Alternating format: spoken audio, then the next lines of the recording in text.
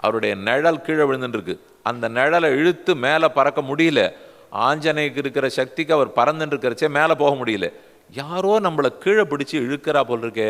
சுக்ரீவன் நல்ல வேளைக்கு இவளை பற்றி ஜாகிரதைப்படுத்தியிருந்தான்.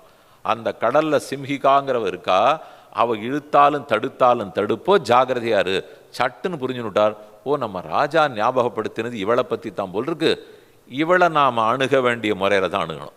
மைனாக்கத்துக்கு இருந்தா மாதிரி பண்ணக்கூடாது, கீழே சுரசாவிட்ட நடந்தா மாதிரி நடத்தக்கூடாது.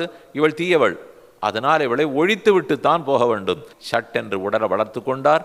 அவள் வாயில் சென்றார். ஓங்கி தன் முட்டியாலே அடித்தார். ரத்தம் கக்கி கொண்டு கீழே விழுந்தாள்.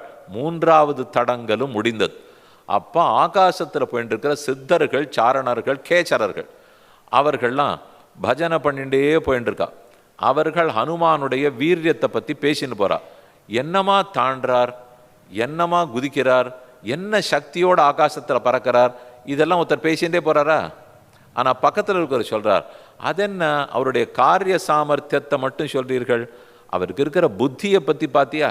முதல் தடங்களை எப்படி தாண்டினார், அடுத்த தடங்களை எப்படி சமாளித்தார், 3வது தடங்களை எப்படி ஒழிச்சுட்டார், இந்த 3ஐயும் தெரிஞ்சுக்கோ.